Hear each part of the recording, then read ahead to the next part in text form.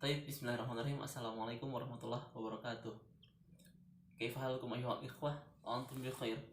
Oke. Kawan-kawan semua, hari ini kita akan lanjutkan pembelajaran kita insyaallah tentang bahasa Arab ini. Sebelumnya kita mulai dulu yuk. Nabda ilqanal yaum bil basmalah. Bismillahirrahmanirrahim.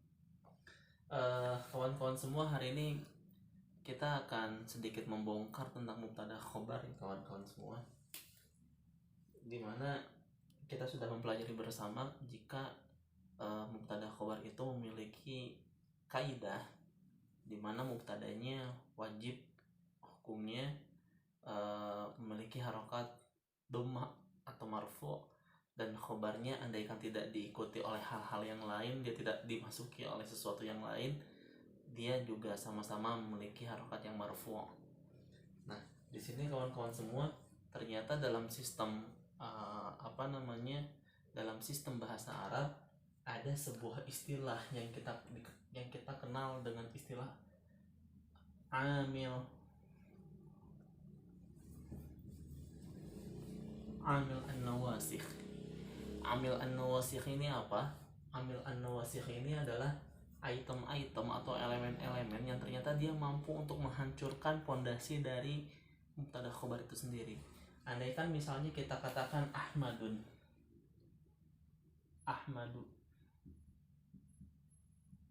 nasyitun misalnya ya kawan-kawan ya. Ketika kita melihat kata-kata Ahmadu nasyitun, kita lihat di sini Ahmadu sebagai mubtada dan nasyitun sebagai khobar.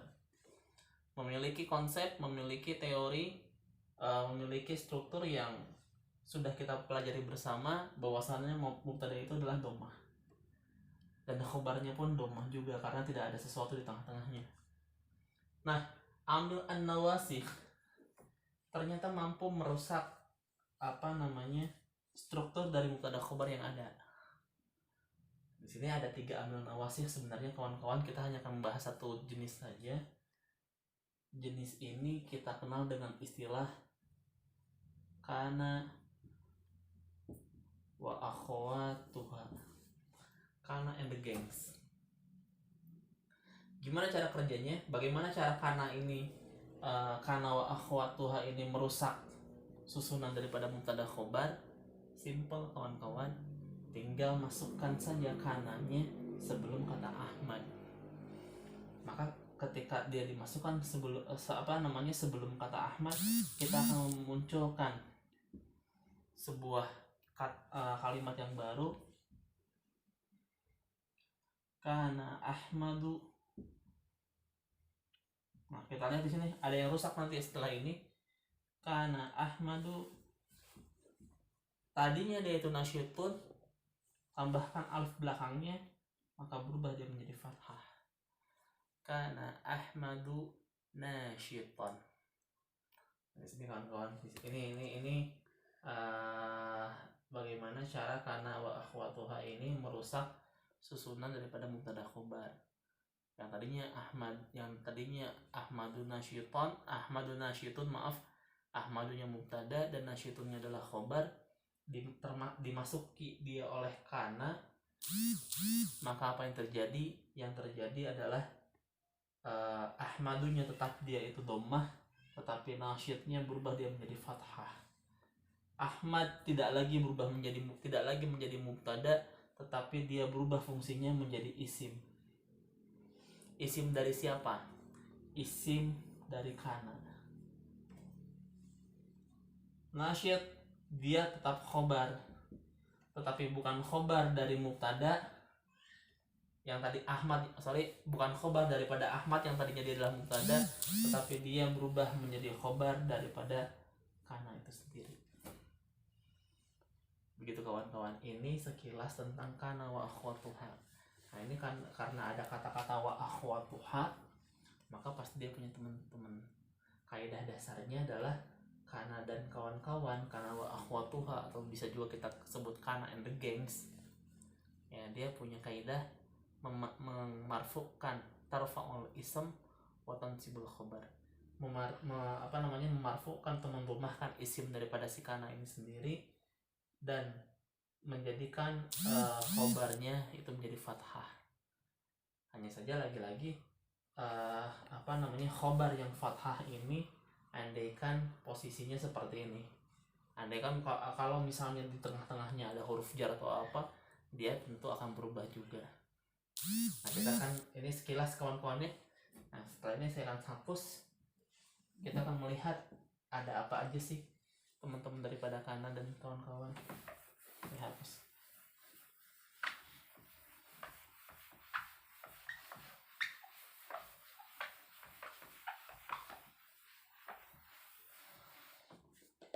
Oke. Kawan-kawan semua, sekilas Kana wa akhwatuha ini menunjukkan tentang terjadinya sesuatu. Menunjukkan terjadinya sesuatu, entah itu sesuatu yang menunjukkan terjadinya ini berkenaan dengan waktu, berkenaan dengan benar-benar terjadi atau apapun itu. Nah, nanti kita akan lihat bareng-bareng nih kawan-kawan. Yang udah kita ungkap barusan ada Kana di sini. Ini kepala sukunya, kepala Raisul kaumnya, itu Kana. Setelah Kana ada yang namanya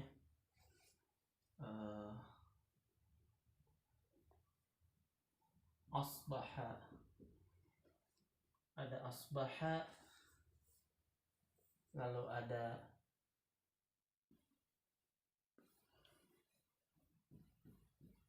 zolla.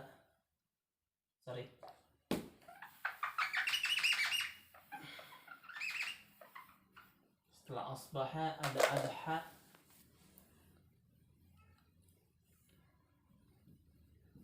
Ada adha, lalu ada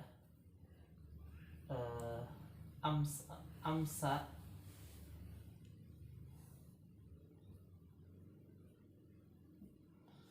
Lalu ada setelah amsa dia ada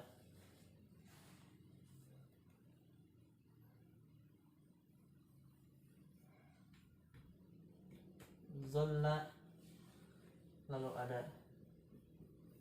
bata. Nah, ini yang satu makna.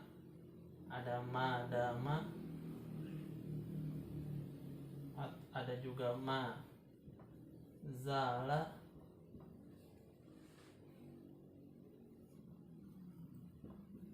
ma bariha,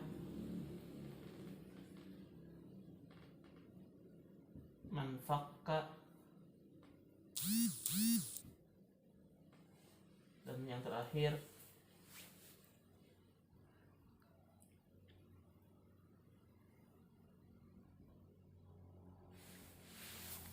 mafati'ah. Ini kawan-kawan, ini teman-teman daripada Kana dan kawan-kawan ya. Oke kawan-kawan semua, kita lihat di sini. Setelah Kana ada asbaha, ada adha, ada amsa. Kawan-kawan mungkin pernah dengar kata asbaha subuh, adha duha ya, amsa atau masa gitu kan, masa khair. Iya kawan-kawan, ini semua menunjukkan masalah waktu. Kata asbaha menunjukkan waktu yang pagi, tetapi kata pagi ini menunjukkan waktu pagi atau subuh ini tidak selalu harus difahami letterlek kawan-kawan. Tidak harus selalu dipahami pagi, beneran pagi gitu, tetapi menunjukkan sesuatu yang early, sesuatu yang benar-benar terjadinya kepagian atau terlalu cepat terjadi. Nah itu dia. Misalnya apa? Misalnya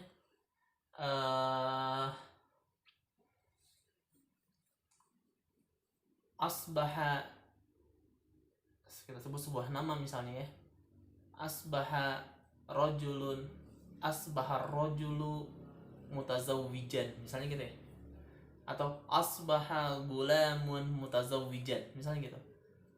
Ada seorang laki-laki nikah gitu kan, depannya ada kata asbaha gulamun mutazawwijan. Maka apa maksudnya? Bukan ini mengandung dua makna. Makna yang pertama kita lihat ya, saya tulis di sini, asbaha gulamun mutazawwij gitu ya. Kata-kata asbaha gulamun mutazawwijan bisa kita pahami dengan dua pengertian kawan-kawan. Yang pertama memang si gulam ini pemuda atau anak iya pemuda, bisa pemuda bisa juga namanya gulam. Oke. Asbah gulam mutazawwijan. Kalimat ini bisa mengandung dua makna yang bisa kita pahami bersama. Makna yang pertama memang pagi-pagi si gulam di waktu pagi gulam atau seorang pemuda melangsungkan pernikahannya. Tetapi makna yang kedua, asbaha gulam mutazawwijan, bisa juga difahami si gulam, si pemuda itu menikah di usia yang sangat-sangat dini. Misalnya yang harusnya nikahnya 25 tahun, ini nikah masih 20 tahun misalnya. Nikah muda, gitu kan. Bisa kita. Nah, begitu pula dengan adha dan amsa. Adha di waktu duha dan amsa di waktu sore. Kata amsa bisa kita pahami dengan dengan dua makna juga, apakah makna yang sebenarnya ataupun makna yang dibalik makna itu sendiri. Misalnya amsa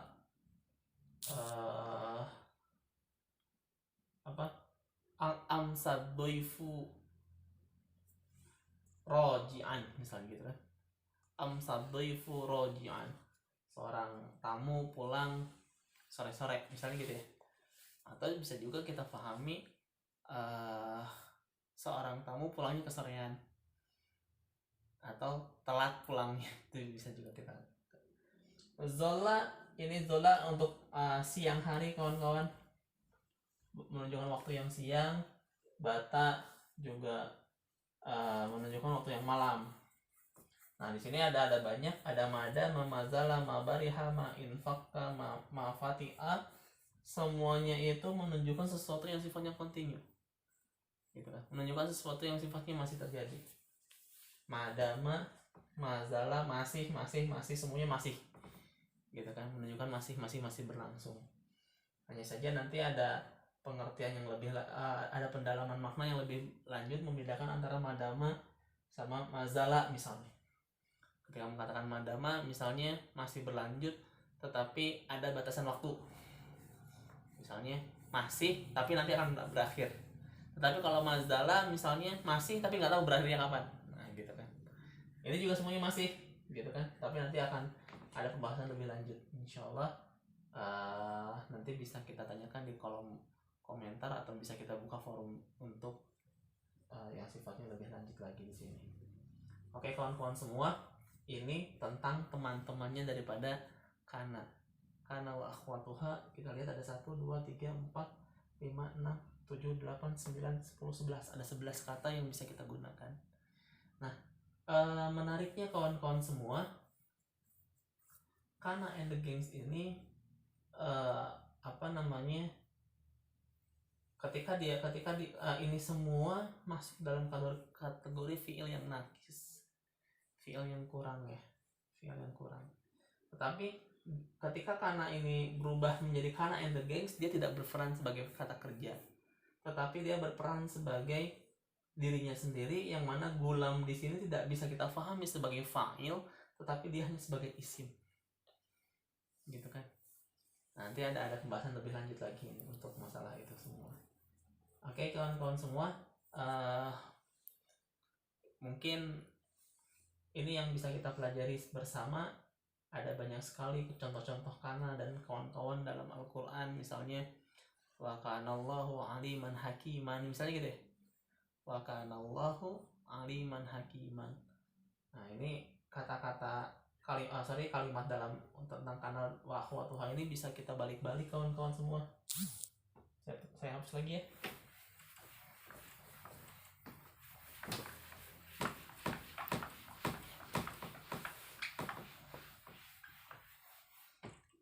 Jadi sekalipun misalnya kana wa akhwatuha ini konsepnya memarfu'kan atau mendomahkan isim setelah kana dan memfathahkan khobarnya, hanya saja kita harus sadar kalimat itu memiliki fleksibilitas susunan selama syaratnya masih sesuai atau seiring dengan kaidah yang ada.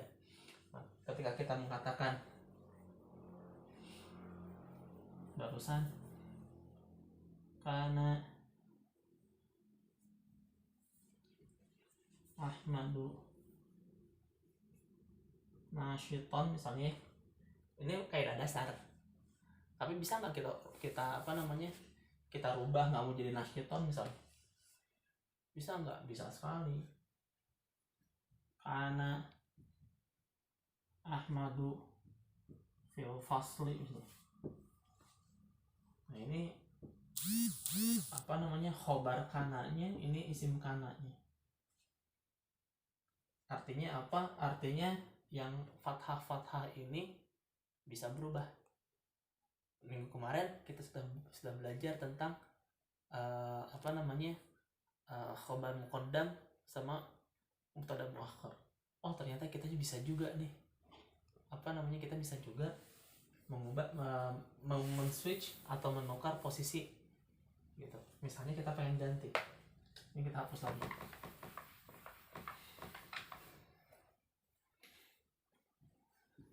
Kana fi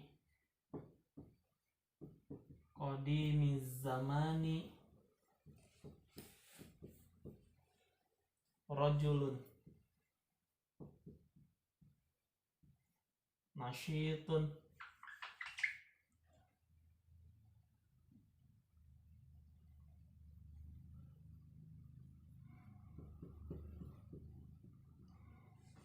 atau rajulun mahirun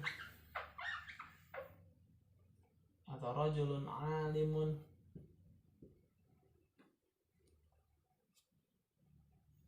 sakinun fil qaryati. Oke, ada yang bisa menerjemahkan karena fi qadimiz zamani rajulun alimun sakinun fil qaryati. Ya, kita bisa memahaminya.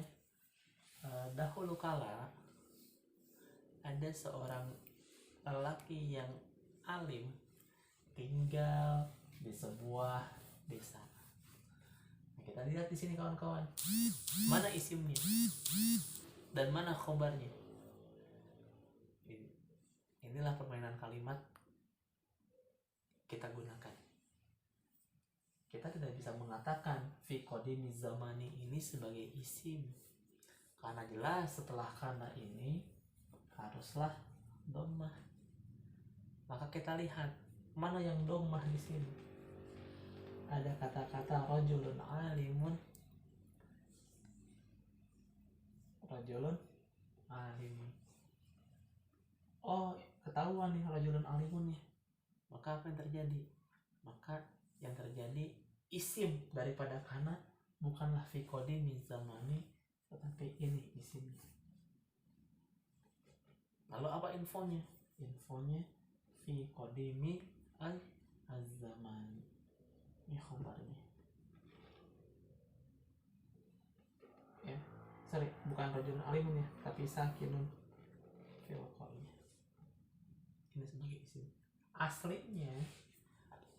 Aslinya kana rajulun alimun sakinun fil qaryati fi qadimiz zamani. Ada seorang laki-laki alim tinggal di sebuah desa, di sebuah di suatu masa yang lalu. Kira-kira begitu kawan-kawan. Oke, ini salah satu bentuk bagaimana kalimat itu bisa kita bongkar pasang layaknya sebuah puzzle. Syaratnya satu, syaratnya tetap sesuai dengan kaidah yang ada. Baik kawan-kawan semua, mungkin sekilas ini tentang kana. Satu lagi yang ingin saya sampaikan di sini, penggunaan kana ini karena dia punya kata kerja, si kana ini kana yakunu misalnya gitu ya, atau misalnya yang lain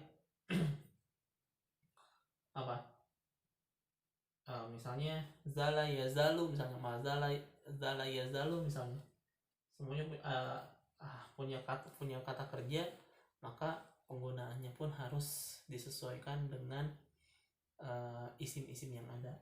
Ini saya menggunakan kata Ahmadun. Andaikan dia itu Fatimah,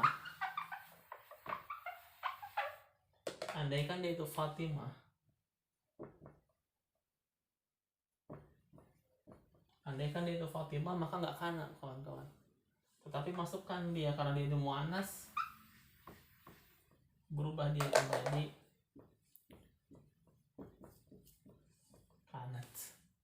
kanat Fatimatu mahiratan misalnya. Gitu ya. Oke, kawan-kawan semua, sebagai closing, seperti biasa, pembelajaran bahasa Arab tidak ada artinya kalau kita nggak ada latihan. Jadi saya minta kawan-kawan semua mencari 5 kalimat yang menggunakan kana dan kawan-kawan dalam Al-Quran. Ya, 5 ayat, 5 kalimat atau ayat dalam Al-Quran yang menggunakan kana wa akhwatuha. Belum selesai di situ, tentukan juga, kawan-kawan harus jeli juga bisa mengidentifikasi mana isimnya dan mana khobarnya. Jangan lupa dikasih nomor ayat, ini surat apa, ayat keberapa, gitu ya. Batasnya kapan? Batasnya hari ini ya kawan-kawan, dikumpulkan paling telat paling telat jam 2 siang ya, paling telat jam 2 siang. Oke kawan-kawan semua, terima kasih atas atensinya. Ashkurukum syukran katsiran ala husni ihtimamikum wa ala husni hudurikum. Kalau ada pertanyaan tentang mata kuliah ini, tentang materi ini, silahkan ditanyakan. Nanti akan kita buka forum diskusi insyaallah. Baik, fa nakhtatim ilqa'ana al-yawm bilhamdulillah. Subhanakallahumma bihamdika asyhadu an la ilaha illa anta astaghfiruka wa atubu ilaik. Syukran lakum ayyuhal ikhwah. Wassalamualaikum warahmatullahi wabarakatuh.